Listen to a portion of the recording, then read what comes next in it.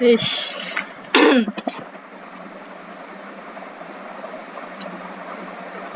Bismillahirrahmanirrahim. Melati kuntum tumbuh melata, sayang merbah di pohon cemara. Assalamualaikum mulanya kata, saya sembah pembuka bicara. Assalamualaikum kepada Puan Nur Syahidah dan saudara-saudari daripada DTP 2A. Saya mengambil kesempatan ini untuk membuat pembentangan. Pembentangan yang terlibat dalam tajuk yang saya akan bentangkan ialah saya, Nur Alia Natasha binti Amran, 10 DTP 20F 1003. Pembentang kedua, Mazni Basira binti Sapri, 10 DTP 20F 1022.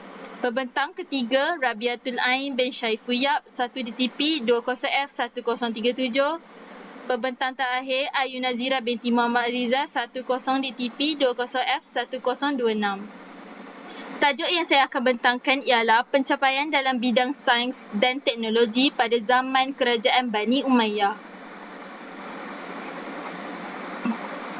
Isi kandungan yang akan kami sampaikan ialah pengenalan pada zaman Bani Umayyah, pencapaian yang telah dicapai oleh Bani Umayyah, contoh pencapaian, keistimewaan pada umat manusia pada zaman sekarang dan kesimpulan. Saya, Nur Alia Natasha, akan menceritakan serba sedikit tentang pengenalan Bani Umayyah.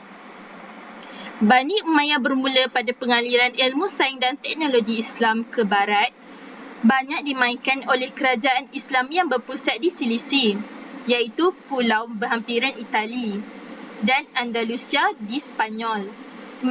Melalui Andalus dan Silisi, hampir keseluruhan hasil karya klasik Greek atau Yunani sampai ke tangan orang Eropah melalui teks yang telah diterjemahkan ke bahasa Arab oleh sarjana-sarjana Islam Andalus.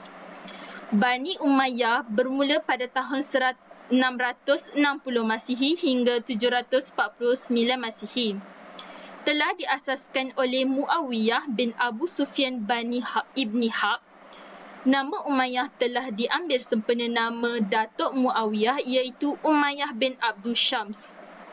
Khalifah di Bani Umayyah telah dipilih berdasarkan sistem monarki dan mereka telah berpusat di Damsyik. Seterusnya saya akan memberikan kepada Mazni Basira. Assalamualaikum warahmatullahi wabarakatuh. Saya Mazni Basira binti Sapri, 10 DTP 20F 1022.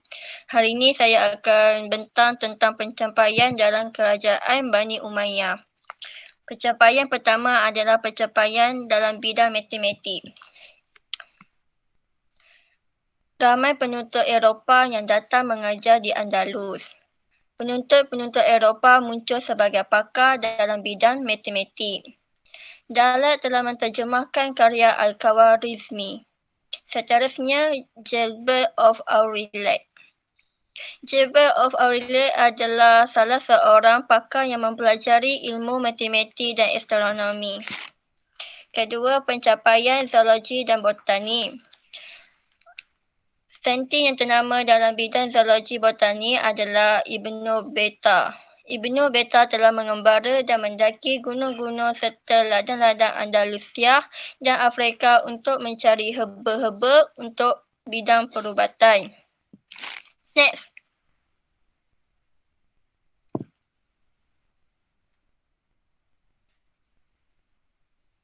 Ketiga, pencapaian astronomi. Karya karangan Abi Mashar dan juga Khawarizmi telah diterjemahkan ke bahasa Latin oleh Adalat of Beck dan John O'Civil. Ini telah dibuktikan dengan beberapa istilah yang dipinjam daripada bahasa Arab untuk kajian mereka. Pencapaian keempat adalah pencapaian kimia. Pencapaian kimia adalah tokohnya adalah Abbas bin Finas. Abbas bin Finas adalah seorang tokoh yang telah berjaya menghasilkan kaca dan kristal. seorang lagi tokoh iaitu Jabir yang juga dikenali di barat sebagai Jabir.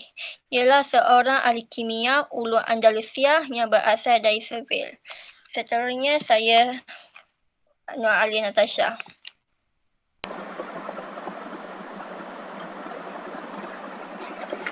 Okey, contoh pencapaian yang telah dicapai oleh tokoh.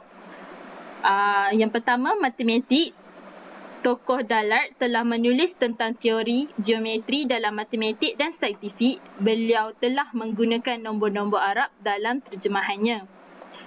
Seterusnya, Gilbert of Aurillac mempelajari ilmu matematik dan astronomi yang pada ketika itu. Kedua, zoologi botani.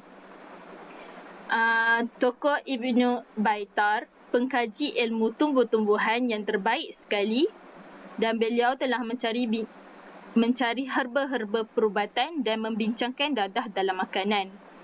Seterusnya, astronomi. Tokoh astronomi telah menentukan waktu solat, sistem penanggalan kalender, hijriyah hingga arah kiblat. Dan ilmu yang sangat penting ini tidak hanya menyangkut aktiviti yang terkait dengan kehidupan duniawi. Akhir sekali, kimia. Tokoh Abbas bin Firnas telah berjaya menghasilkan kaca dan kristal. Dan tokoh seterusnya menemui asid sulfurik, asid nitrik dan asid nitromuriatik. Di samping itu, beliau juga banyak mencipta kaedah proses-proses kimia. Seterusnya, saya akan berikan kepada Rabiatul Ain. Assalamualaikum warahmatullahi taala wabarakatuh. Nama saya Rabiatul Ain binti Muhammad Saiful Yap. Nombor matrik 10DTP20F1037. Saya akan menerangkan tentang keistimewaan pencapaian bidang sains dan teknologi pada umat manusia zaman sekarang. Yang pertama adalah matematik.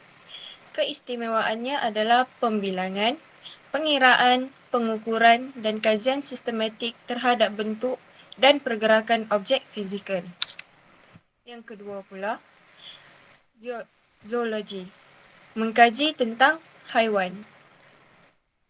Botani, mengkaji struktur, pertumbuhan, pembiakan, metabolisme, perkembangan, penyakit, ekologi, dan evolusi tumbuhan.